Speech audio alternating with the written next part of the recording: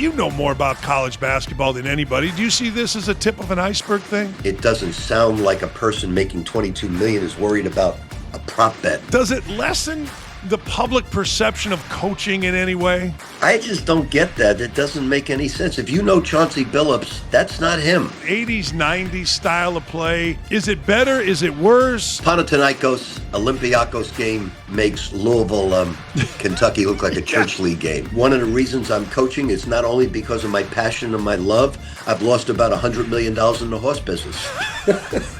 Off the court, we saw Billups and you coached him, Terry Rozier, you coached him, gambling. People are saying it's a tip of the iceberg, that kind of thing. On the court, if anybody sloughs, they're not going to play for you. But off the court, with what happened with those guys and people saying it's a tip of the iceberg, and now guys having some money in their pocket, how different is that, Coach?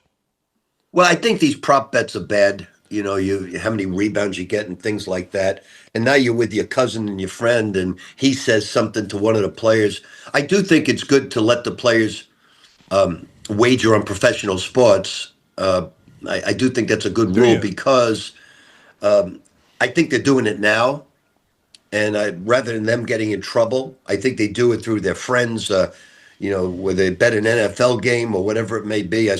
So I think the more you bring everything to light, the better off you'll be. But I don't like these prop bets where players, get so many rebounds, so many assists, so many steals. I don't think that's good for the game. But, everybody says it's bad. ESPN will be on TV and they're arguing over, these things happening. But let's break away now for FanDuel. Let's break away for MGM. And so it's not the best marketing tool for stopping it. Coach, when I first started ESPN, no talking about bets. One of my last games, we opened the game by saying it was Penn State at home against Michigan State. Michigan State's top 10 team. Penn State's not ranked, but Penn State opens the game as a 3.5-point favorite. That's literally how we opened the game at ESPN. That's the open, Coach, right there. Yeah, it's part of our fabric, certainly, and the more transparency you have, the more people know.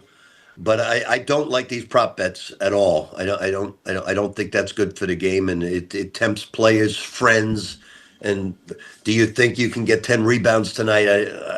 I caution my team on that all the time. Don't give any information of what you think. When you heard Rozier's name, I guess more so than Billups, I don't know whose relationship you had closer, but it seems from an outsider. Rozier, what did you think when you saw that Rozier was involved or allegedly involved in this?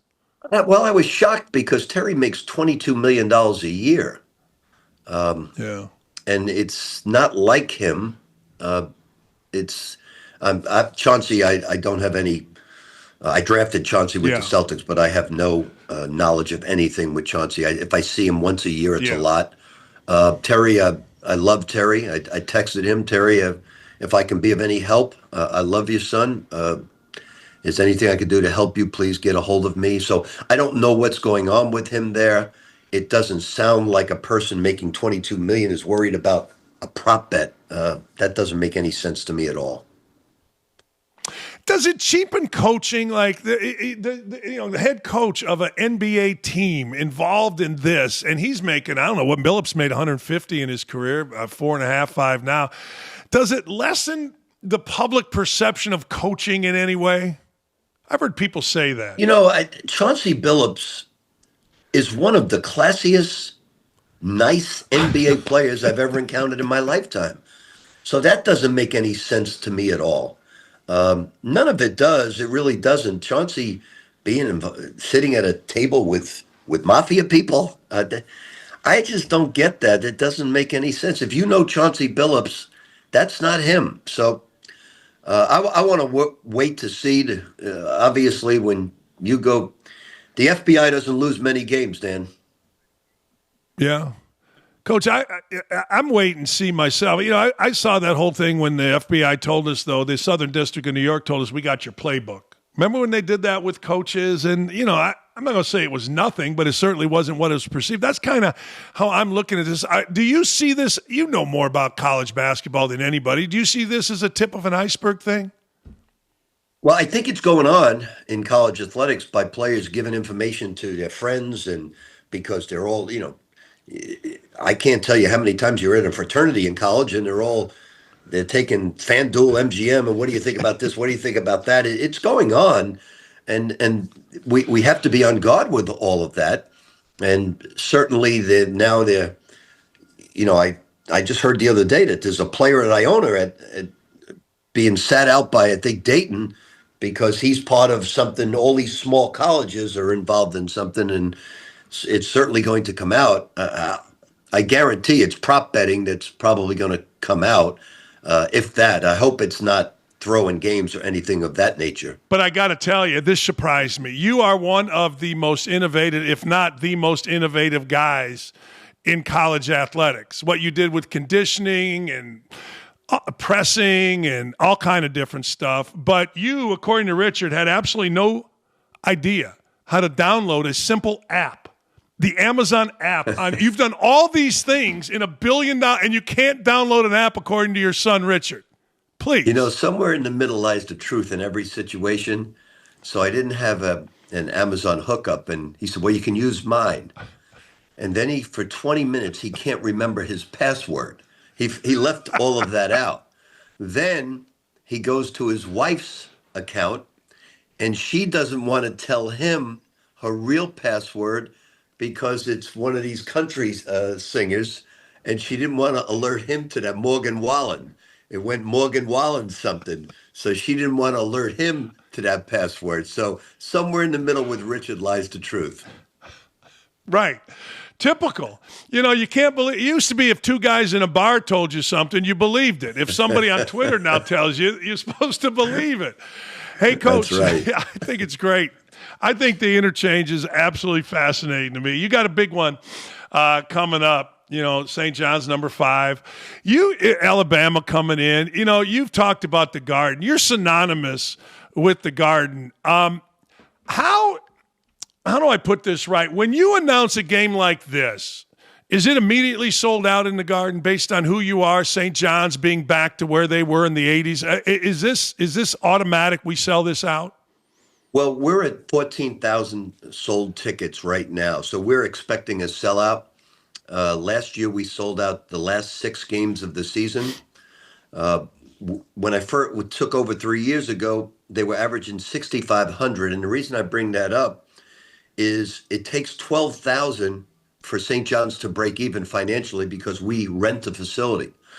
So they were bleeding St. John's. They were only playing 6 or 7 games a year, and it was bleeding St. John's financially. Now we're starting to make a lot of money off the Madison Square Garden venture, and Madison Square Garden considers us one of their own. We brought it to James Dolan and all the people that we're asking Madison Square Garden to basically buy St. John's basketball, be a partner, no different than the Knicks and Rangers, and we've been working on that.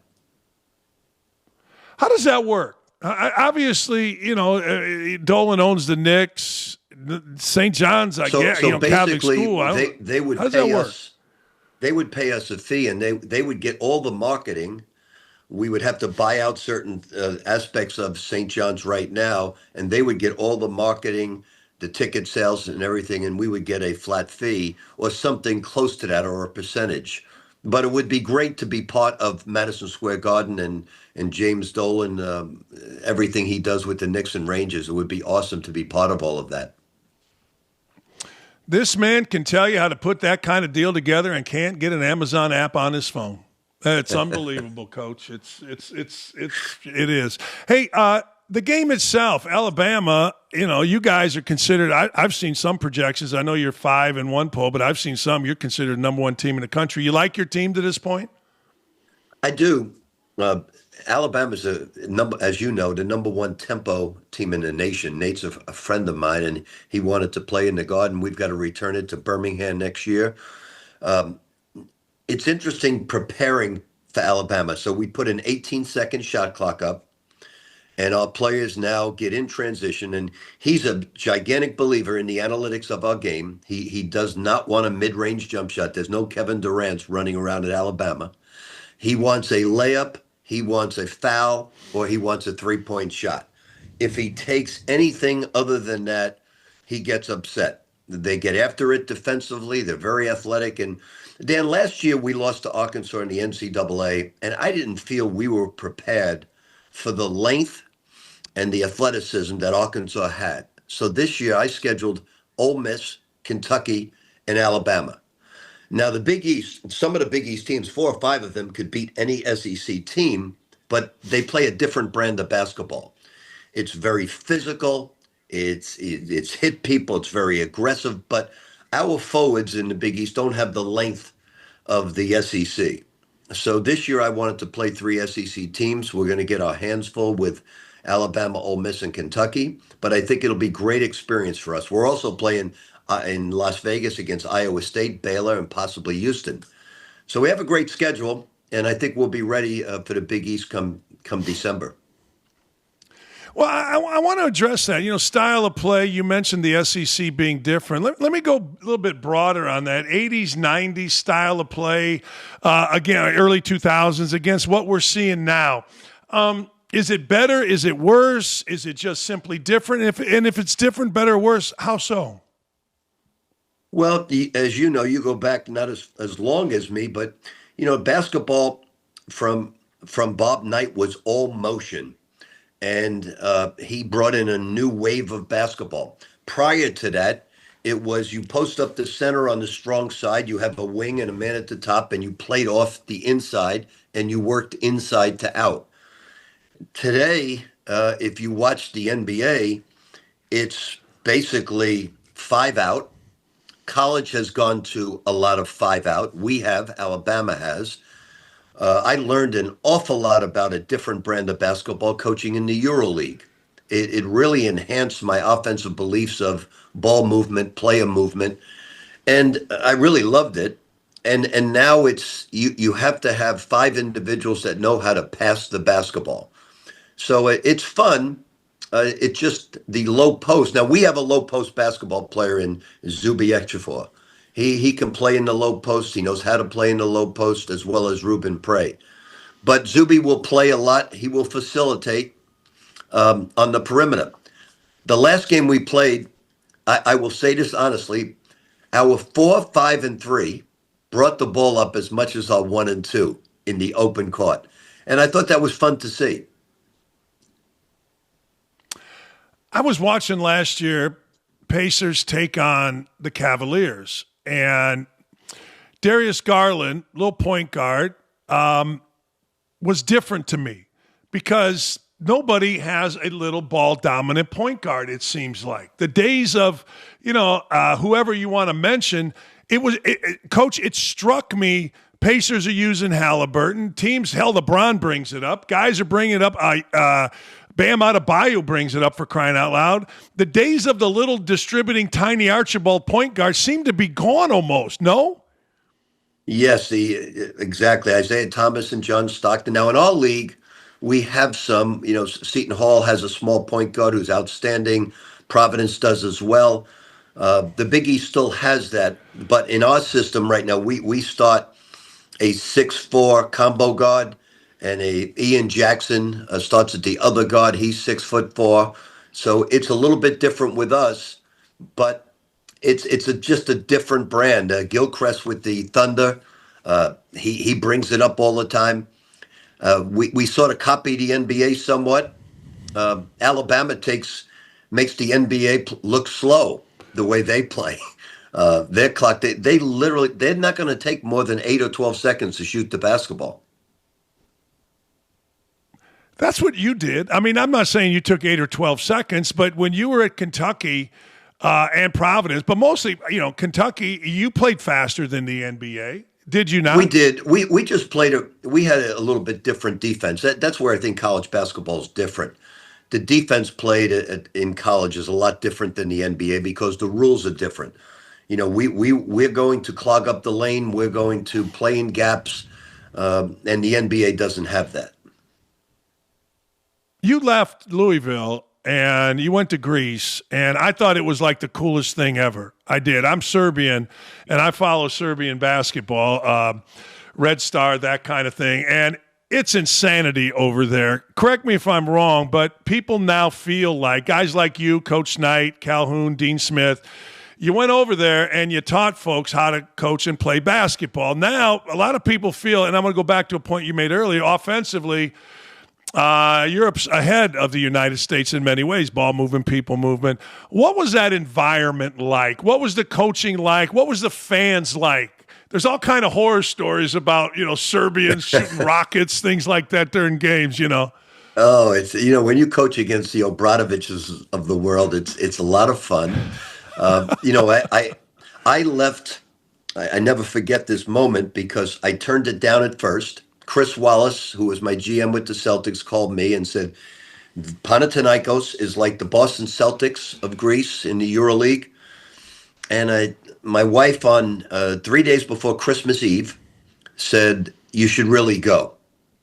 I said, well, all the grandkids, 13 grandkids are coming in for Christmas Eve. And we were in Miami, Florida. And so I had to leave on Christmas Eve. I headed to New Jersey to catch an Emirates flight. I would arrive 4 o'clock the next afternoon to coach against Cheska from Moscow, who was in first place. I walked in the locker room. They were struggling. Obviously, they fired the coach. I said, I knew the captain, Nick Kalathis, who played at Florida. I said, look, guys, I'm not going to change anything right now. I'm just arriving. Offensively, I want you to do exactly what you did last night. Defensively, I want you to play harder than you've ever played.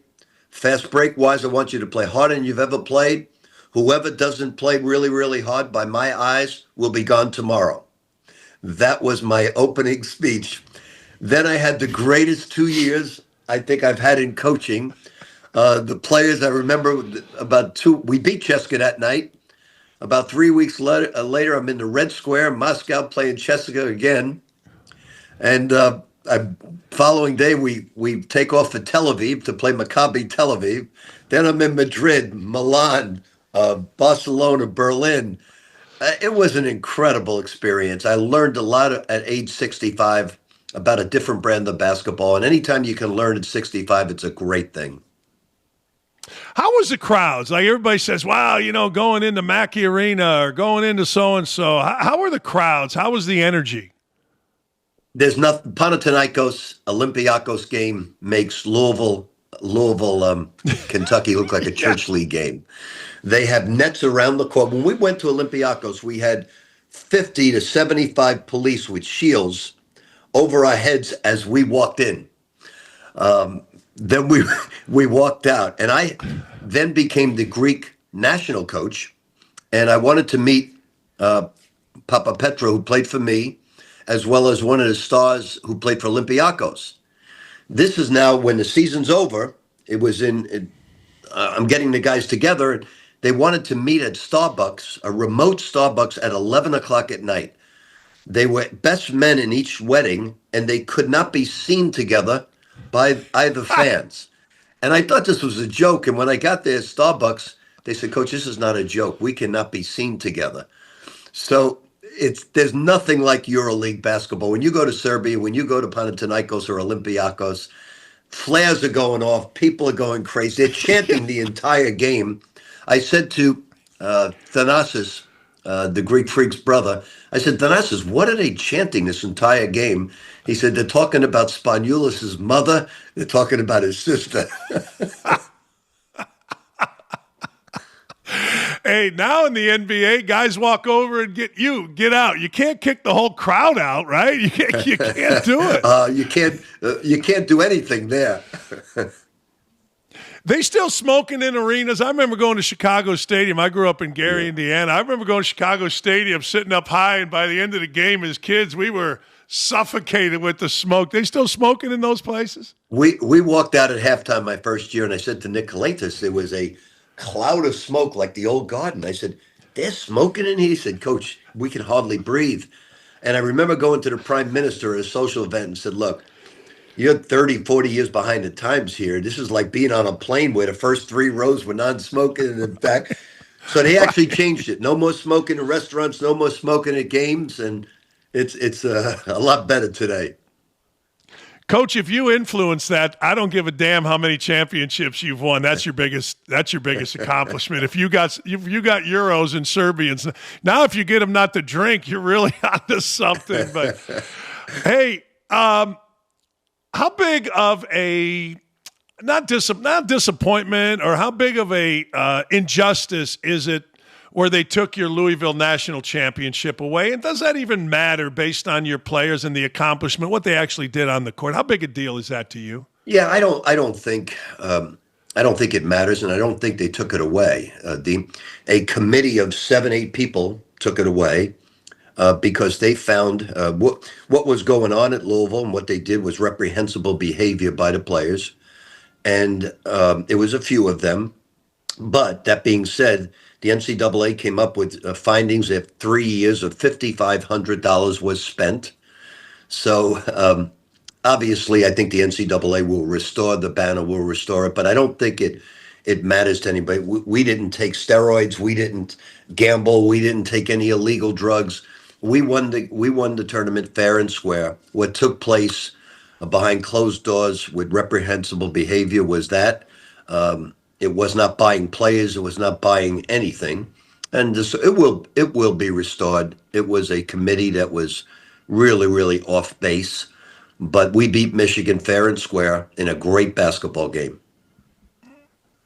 Yeah, it's one of those deals where there was no competitive advantage, correct? I mean, there really wasn't anything there where I always hear about competitive advantage. It was bad behavior. Right? It's been well documented. They were going to the striptease parties and waving their dollar bills around, and it should never have happened. It was wrong. It was reprehensible behavior. But that being said, it was done. It'll be. Look, somebody from the NCAA will do the right thing and give those players and the Louisville community a championship. Let them hang that banner. But the players know we won it. Michigan knows. Wichita State knows. We beat them fair and square with outstanding basketball players. I read you had said your biggest regret was leaving Kentucky. I remember Coach Knight and I were so freaking happy when you left Kentucky. I'm not going to lie to you. We were so I know where I was when I called him and said, hey, I think Coach Pitino's leaving Kentucky. So why did you feel that? What do you think would have happened had you stayed at Kentucky? Dick Vitale says this to me all the time. He says, you could have about 1,100 wins right now if you would have stayed at Kentucky and you would have had this and that. I said, Dick, I do think, Dan, I became a better coach by failure. I failed with the Boston Celtics. I was the president and head coach, and I failed. And when you fail, you stop blaming others. You really examine why you failed, whether it's we were supposed to get Duncan and Van Horn 1-2 and we got 3-6. Does that go into the equation? Yes. But there's other factors of why you fail, and you examine it and you get better. So I think failure was a good thing for me, but I really had a great job at Kentucky, and you can stay. I mean, you do run your course. John Calipari ran his course, and he left. But mine was too short. It was only 8 years. In my first 2 years, I had to take over a program from Eddie Sutton that was on probation. So I really only had 6 years. So I wish I would have had a longer tenure there. But I didn't. But I did learn a lot from failure. I did learn a lot from going to Greece, and learning. If you people always say, "How long do you want to coach?" I said, "When I stop learning, is when it's time to leave the game." And I learn. I watch every single thing on basketball, pro, college, anything on TV with basketball, and I'll pick up something from a bad game.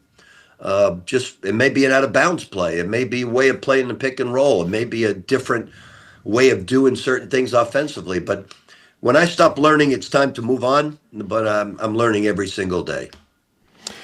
I've said this. I don't know you, but I've studied you ever since I was sitting next to Aubrey Sherrod and Chris Mullen at 5-Star basketball camp, and you were at Boston U, and you gave this unbelievably great presentation, and then you called out guys to beat their ass one-on-one, and Chris Mullen and I are sitting there ducking, begging not to be picked, and I think you picked Sherrod, who was like the number one player, and we're sitting there going, he doesn't know me. I'm from the Midwest, so, and Mullen's like, oh, shit.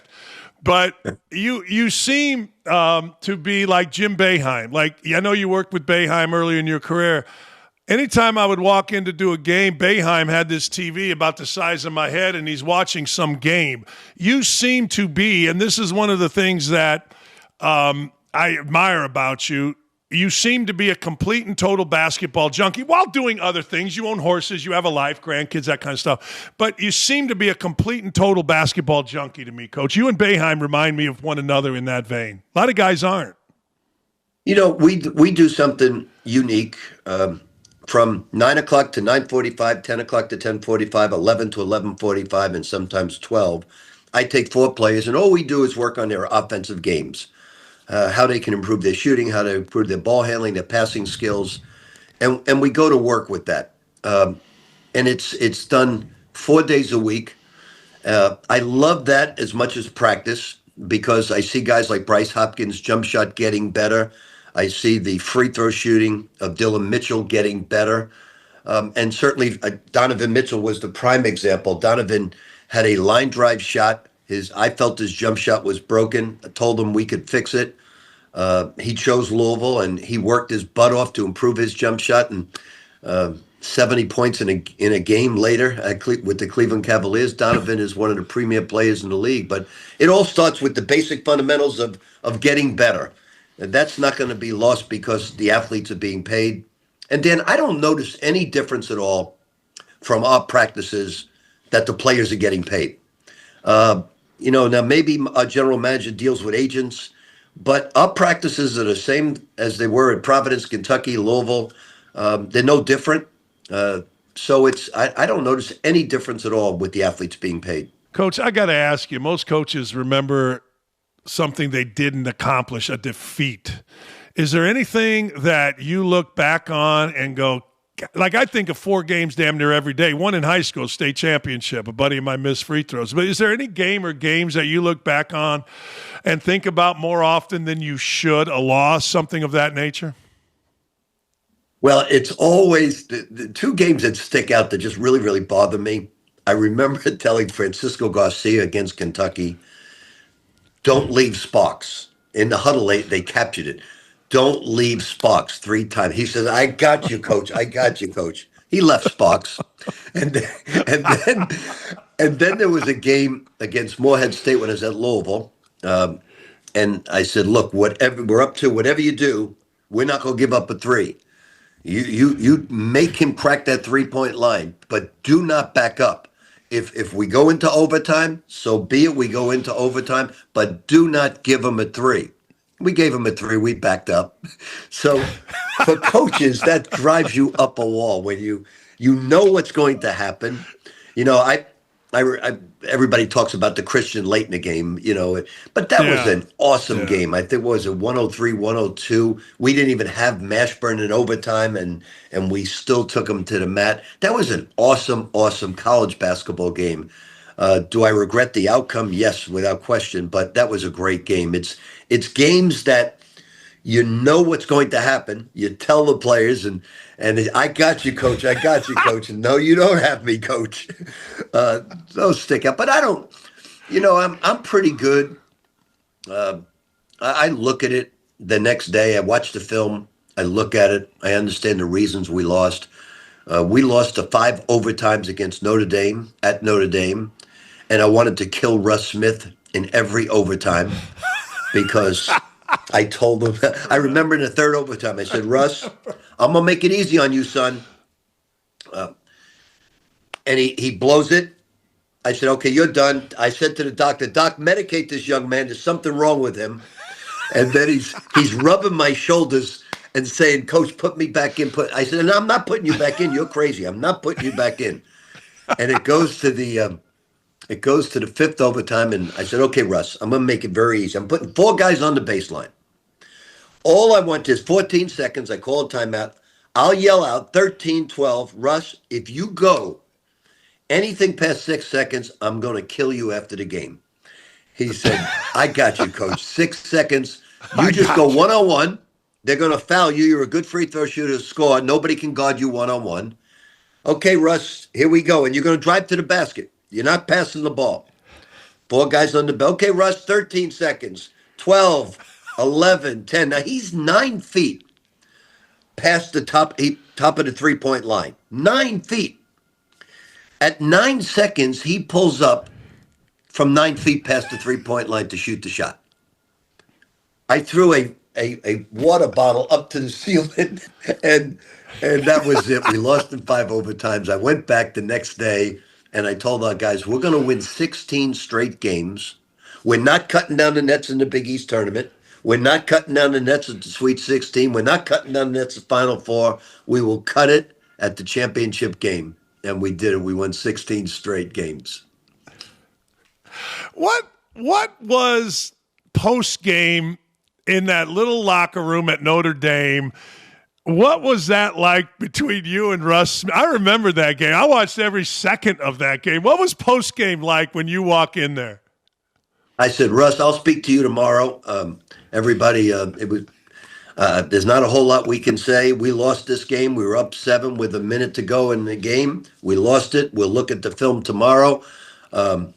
Russ, and I'll speak to you tomorrow after the doctor has a psychic evaluation of everything about your mind.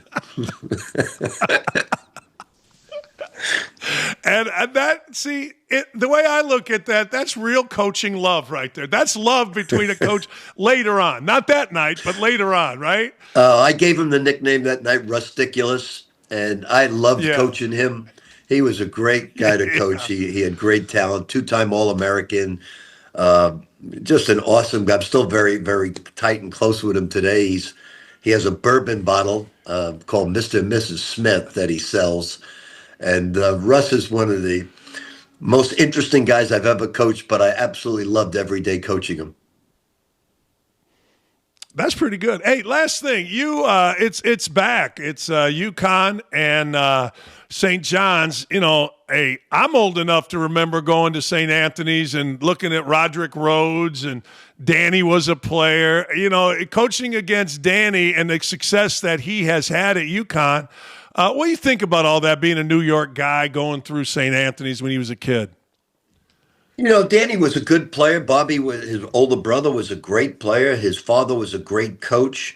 He's doing a fabulous job at Connecticut. Look, there's 7, 8 coaches in the history of the game that won back-to-back championships. Connecticut has a fan base like Kentucky.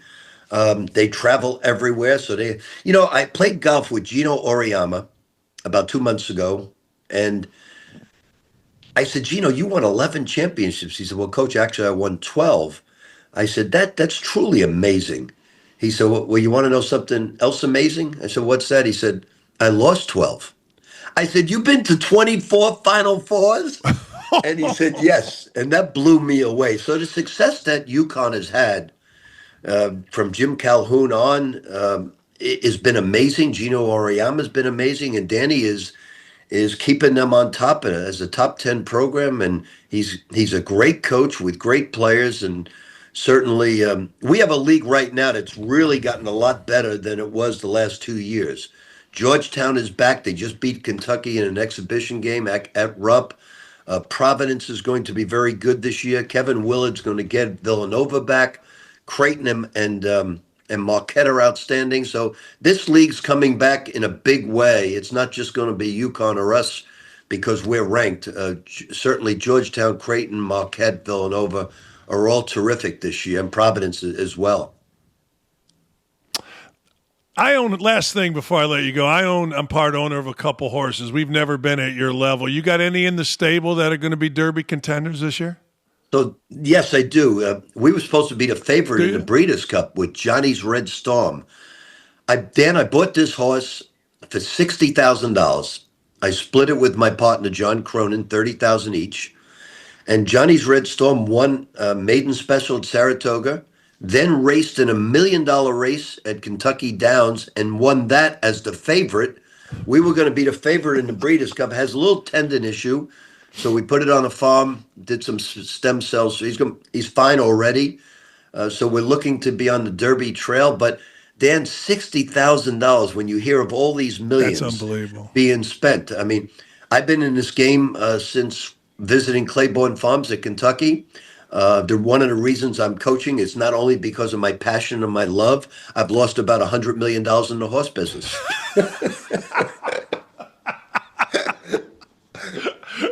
Oh, man, but you've had fun along the way.